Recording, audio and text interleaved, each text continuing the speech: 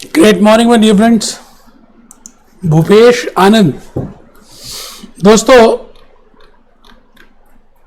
Last lecture number 3 आज हम start कर रहे हैं in this chapter number 21 and the name of the chapter is motivating individual and groups, और I can say motivating the employees.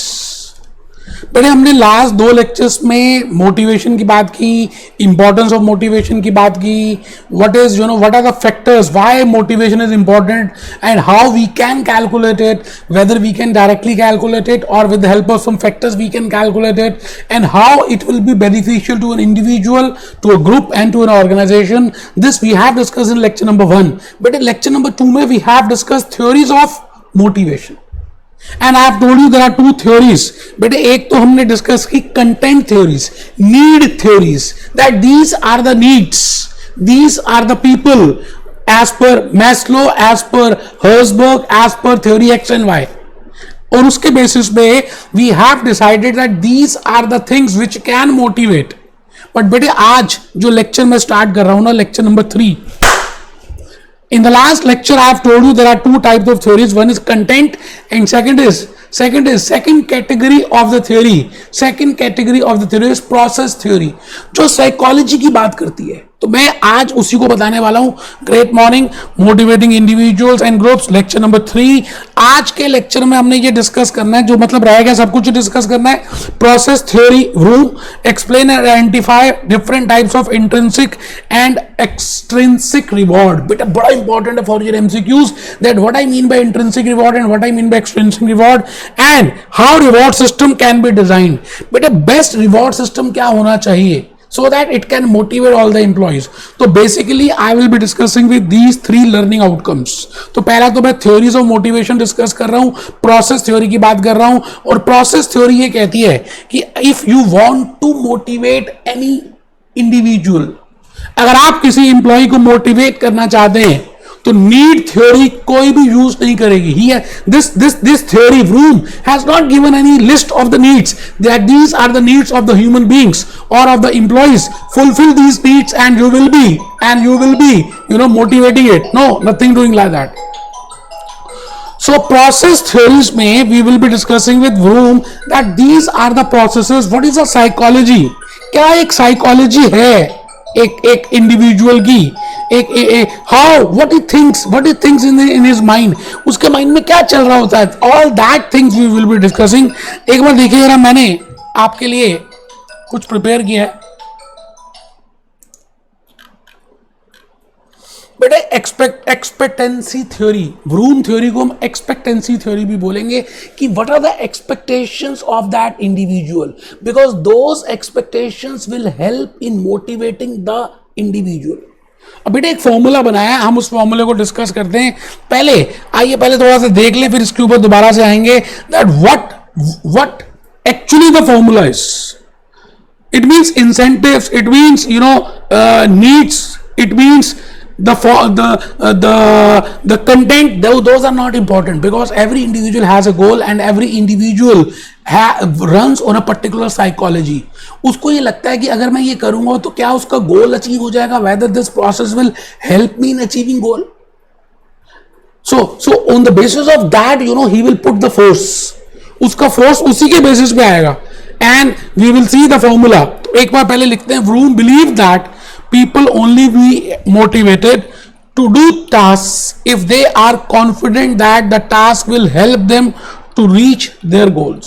आराम से बेटे पहले लिख लेते हैं, इसके ऊपर हम डिस्कस करेंगे कि एक व्रूम था, जैसे मैंने अभी आपको गूगल बाबा से बताया, अभी देखेंगे गूगल बाबा से दोबारा से जाकर देखेंगे। व्रूम, हम एक व्यक्ति की बात कर रहे हैं जो मर गया, उसकी थ्योरी पढ़ रही है, and that is named as process theory of motivation as per Vroom. Nothing doing like Maslow, nothing doing like Herzberg, nothing doing like theory X and Y. Only the formula will be there. We can directly calculate the motivation with the level of satisfaction, that how much force he is giving, how much strength he is putting. बेटे वो कितना जोर लगा रहा है उस चीज को पाने के लिए। आप जैसे फेट में जाते हैं, एनुअल स्कूल फेट होता है आपका, तो वहां पे कुछ गेम्स होती है ना, लकी 7 और रिंग द कैप, तो आप you can easily find out कि वो हो पाएगा या नहीं हो पाएगा, and accordingly you give the force. So that is psychology. आपकी साइकोलॉजी क्या कहती है, that is important in motivating an employ. तो आपको पहले लिखना है, Vroom believe that people can only be motivated to do tasks if they are confident that the task will help them to reach their goals. बेटे वो employees वही काम करेंगे जिसमें उनको लगता है कि ये करने से उनका गोल अचीव हो जाएगा. मैं एग्जांपल देता हूं. For example, if a sales target has been kept for an individual कि भाई 5 लाख रुपए की sales, $5 million you have to achieve in this particular quarter, और वो इंप्लॉय को पता है कि ये sales can not be achieved, so he will not be motivated because he has to see that whether that goal can be achieved और not. आप मेरी बात को समझ रहे हैं? तो मैं भूपेश आनंद आपसे ये कह रहा हूं कि you have to find out the psychology, because then only those targets should be achievable targets, then only he will be motivated.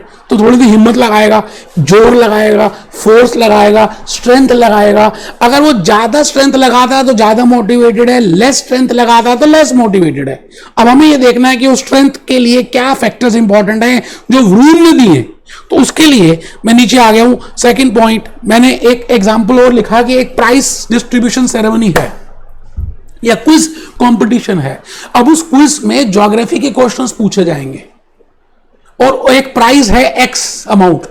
Now whether this person will participate in that quiz competition और not, it depends on 2 factors. कि पहली बात, price का amount कितना है, क्या price छोटा है या बड़ा है. अज्यूम करते हैं लैपटॉप दे रहे हैं, तो he will be motivated, and the questions are being asked from geography, so whether he is good in geography or not, so it depends on 2 factors, then only he will participate in that quiz competition. तो आइए मैं भूपेश आनंद आपके सामने बता रहा हूं that Vroom has given a formula that any employee will give this much of force. जैसे धक्का लगाना होता है ना बेटे, फोर्स. अब कई बार आप सामान उठाते हैं, मन से नहीं लगाते क्योंकि आपको पता है बहुत भारी है, उठ ही नहीं पाएगा, तो आप आराम से लगाते हैं. बट आप if you think that this is capable, for example हम अपने घर की बात ही करें, अलमीरा एक रूम से दूसरे रूम में लेके जाना है और आपको लग रहा है कि यू कैन नॉट, अकेले आप नहीं कर पाएंगे, 2 लोग भी नहीं कर पाएंगे, कम से कम 3-4 लोगों की जरूरत है, तो आप उसी हिसाब से फोर्स लगाएंगे. But if it is manageable, if you think that it is achievable, you will put your 100%. So that 100% is named as force. तो फोर्स को मैं कह रहा हूं, force is valence into expectancy. Force is valence into expectancy. 2 words use किए हैं, एक बार आप पहले लिख लें. मैं 1 मिनट में आपको दोबारा से आ रहा हूं. मैं पानी पी के आ रहा हूं, 1 मिनट के लिए पानी पी के आ रहा हूं, तब तक आप लिखें.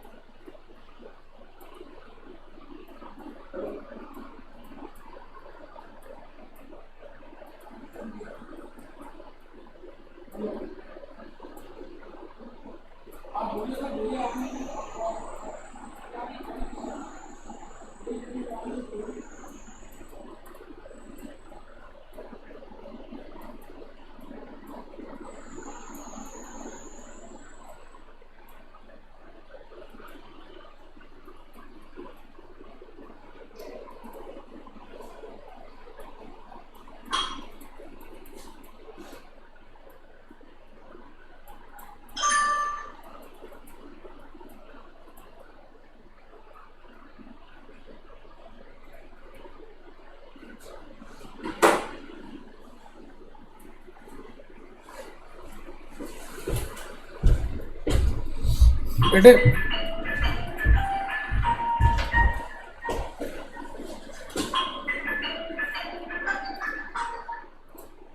सर होगा ना, मैं आपको अपने बताने के लिए अभी आप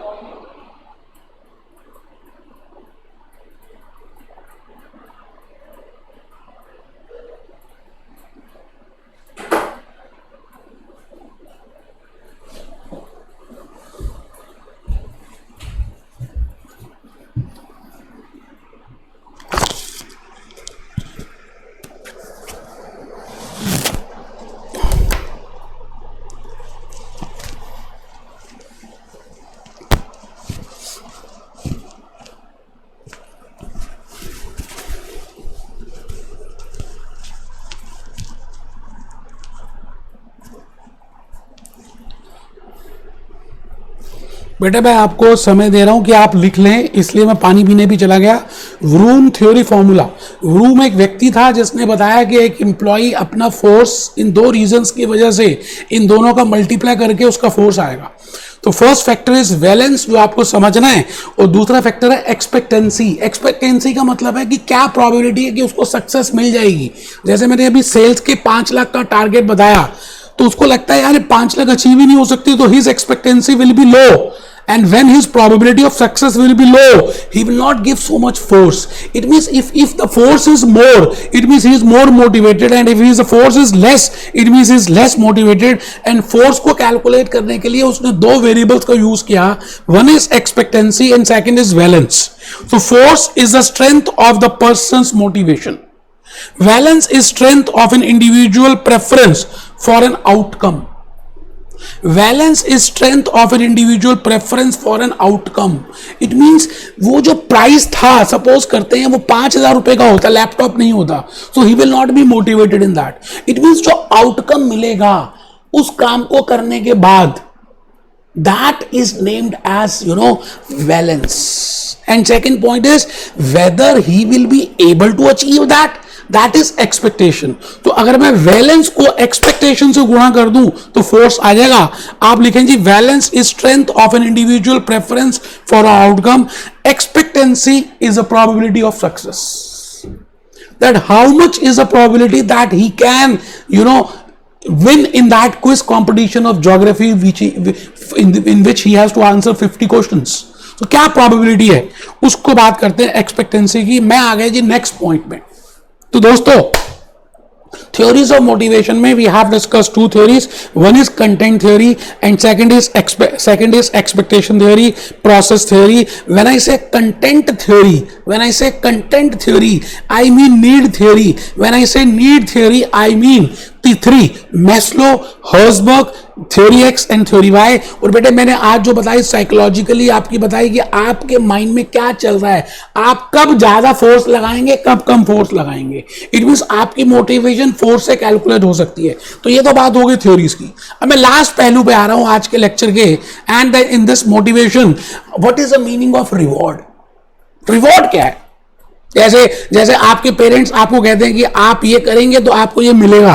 what is a reward? Now whether reward is related with motivation, whether reward is bigger than motivation or whether motivation is bigger than reward. So we will discuss what is the meaning of reward. और दूसरी बात, reward system जब आपको develop करना है तो what are the prerequisites in that? क्या prerequisites होने चाहिए in that reward? What are the prerequisites and in that reward? उसको डिस्कस करेंगे। How many types of rewards are there? वो डिस्कस करेंगे। तो rewards and incentives. It is something given by an organization to individual or to group in recognition to their services, efforts and achievement. मेरे हम सब काम करते हैं, हम सब मेहनत करते हैं। मैं आपके लिए रिकॉर्डिंग करता हूं, आप ये बताइए even if you give a one comment in YouTube तो मैं कितना खुश हो जाता हूँ, मेरे लिए वही रिवॉर्ड है। क्योंकि आप जब कमेंट करेंगे, भले आप मेरे लेक्चर्स परचेज नहीं कर रहे, but you will give reference to other, you will share this video. और जब आप रेफरेंस देंगे, शेयर करेंगे, तो अल्टीमेटली दैट पर्सन कोई ना कोई तो होगा जो मेरे लेक्चर्स को परचेज करेगा। And I will fly like anything. It means reward is something which you पे in against of your services, in against of your achievements, in against of your efforts. आइए बेटे पहले लिख लेते हैं रिवॉर्ड्स को। It is something given by an organization. It is something which is given by an organization. It is something which is given by an organization to individual or to group. It is something given by an organization to individual or to group in recognition of their services, efforts and achievements. मैं आ गया जी. Rewards can be of two types. अब ये बड़े important है बेटे. Intrinsic rewards and extrinsic. Intrinsic वो होता है जैसे मैं कहता हूं मन की बात है बेटे. एक्सट्रिंसिक मतलब आउटसाइड. तो ऐसा समझ ले बेटे. In this MCQs are there. When I say intrinsic it means if I have done this तो मुझे ये मिलेगा. It means there is no permission required. अगर मैंने ये किया है तो मुझे ये मिल रहा है विदाउट एनी क्वेश्चन. अगर मैंने if I have achieved this target, if I have done this achievement, if I have done this effort, then I will be getting this much, you know. That is named as intrinsic. Bonus मिलना, पे मिलना, पे packages मिलना, that is not intrinsic. Intrinsic होता है बेटे अंदर की बात है. अंदर से जब आपको ज्यादा डिसीजन मेकिंग पावर मिल जाती है, रिस्पॉन्सिबिलिटी ज्यादा मिलती है, आपको नेम मिलता है, तो आप ब्लॉसम करते हैं जैसे फ्लावर खिलता है. That is intrinsic reward. So reward can be intrinsic or extrinsic. MCQs आते हैं. But अगर एक ऐसा रिवॉर्ड है for which you know I have to get the permission of senior, my top level, that is not intrinsic. उसको बोलते हैं extrinsic. So there are two types of rewards. One is intrinsic and second is extrinsic. Rewards can be of two types. Intrinsic rewards, extrinsic rewards. Intrinsic rewards में हम लिख रहे हैं feeling of satisfaction that comes from a job. Feeling of satisfaction that comes from a job. Intrinsic reward. मैं एक काम करता हूं, मैंने आपको ये लेक्चर्स डिलीवर किए और मुझे लगा कि मैंने अपना बेस्ट दिया है. गूगल क्रोम से बताया, गाने बताए, बॉडी लैंग्वेज बताई है, ड्रामे बताए और लॉजिकली एक्सप्लेन किया है. तो this is I am getting internal satisfaction. That is intrinsic. मतलब इसके लिए किसी टॉप लेवल की मुझे परमिशन की जरूरत नहीं है. ये तो अंदर की बात है, अपने आप ही होगा. आप पहले लिख लें इसको बेटे, लिखें. Reward can be of two types. Intrinsic reward, पहले पेज को दो पार्ट्स में डिवाइड करें, left hand side, right hand side. Intrinsic reward में feeling of satisfaction that comes from a job, allowed to make higher level of decisions, being interested in your job. तो मैं भूपेश आनंद आपके सामने mention कर रहा हूं, reward can be of two types. Intrinsic reward में हम लिख रहे हैं feeling of satisfaction that comes from a job, allowed to make higher level of decisions. अब मैं आ रहा हूं एक्सट्रिंसिक. बेटे जो बाहर वाले हैं, दो तरह की दुनिया है. एक आपके अंदर चल रही है और एक जो बाहर चल रही है. इस बाहर की दुनिया को हम कहते हैं बेटे कि किसी दूसरे पे डिपेंडेंसी है. बट इंट्रिंसिक तो जब मर्जी मजे ले लो, मेडिटेशन जब मर्जी करो और मजे ले लो. तो एक्सट्रिंसिक का मतलब है पे ज्यादा होना, वर्किंग कंडीशंस अच्छी मिलना, है ना, कुछ बेनिफिट्स मिलना. That all will come under extrinsic rewards. Rewards can be of two types. Intrinsic rewards, extrinsic rewards. When I say intrinsic, feeling of satisfaction that comes from, वो तो आपने कर लिया जी. चलिए आगे चलें. अब बेटे रिवॉर्ड सिस्टम कैसे बनाया जाए, रिवॉर्ड सिस्टम में इंसेंटिव्स क्या होते हैं. तो मैंने आपको अभी तक ये बताया, मैंने आज के इस लेक्चर में ये बताने की कोशिश की कि सपोज करते हैं ये रिवॉर्ड है बेटा, and this is motivation. It means motivate में एक पार्ट है reward. Reward, without reward also a person can be motivated, but with reward also a person can be motivated. It means reward is just a small path in the longer path of motivation. Motivation बड़े पापा हैं और reward एक छोटे छोटे छोटे छोटे पापा. आप समझ रहे हैं मेरी बात को. अब इस रिवॉर्ड में आप जब देंगे तो बेटे अलग अलग तरह के रिवॉर्ड हो सकते हैं, बट ज्यादा क्या होता है, पैसों से, रेम्युनरेशन से, इंसेंटिव से लोग ज्यादा मोटिवेट होते हैं।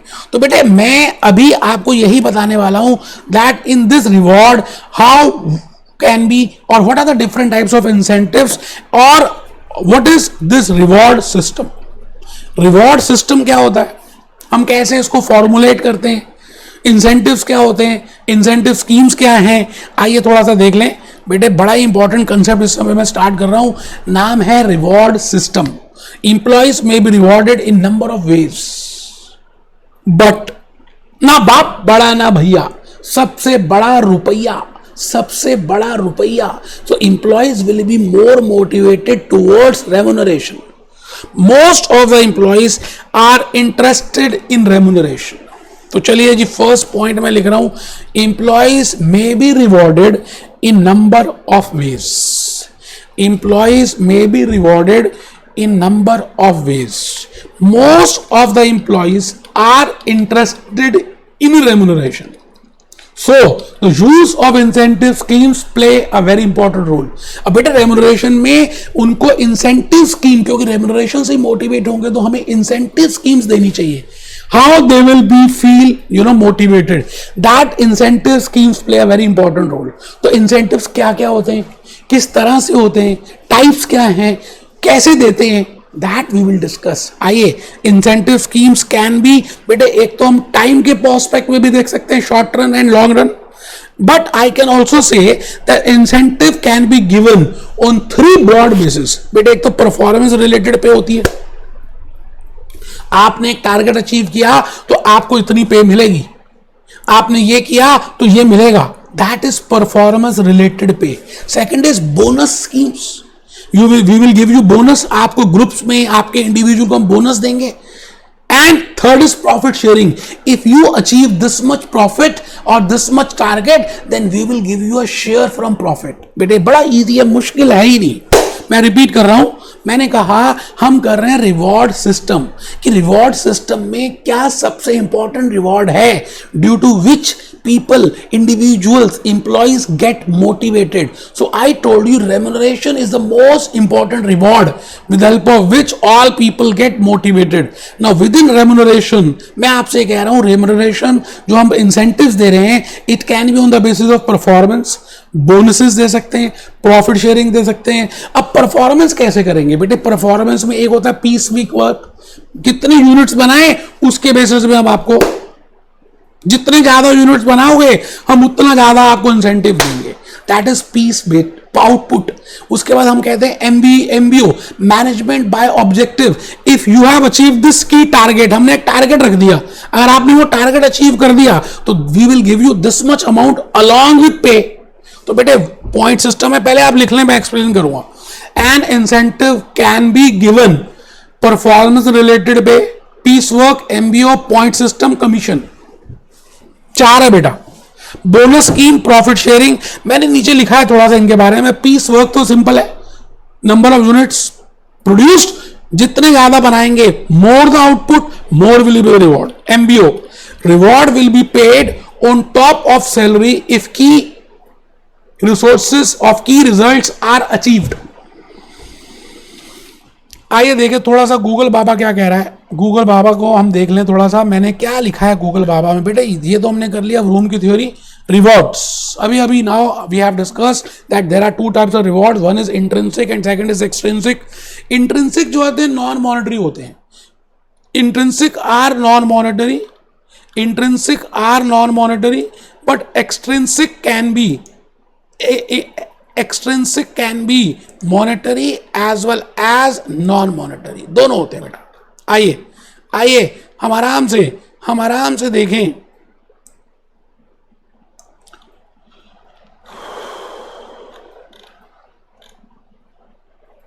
अब देखिए रिवॉर्ड प्लान्स में बेसिक रोल आता है इंसेंटिव का, और उसमें आ रहा है इंसेंटिव की स्कीम्स का। तो आइए हम पहले लिख लें कि what are the different types of incentive schemes which we can give, one is piece work, ये आप लिख चुके हैं। MBO, management by objective, if you achieve this key target then you will be getting this much amount of pay extra from your normal pay.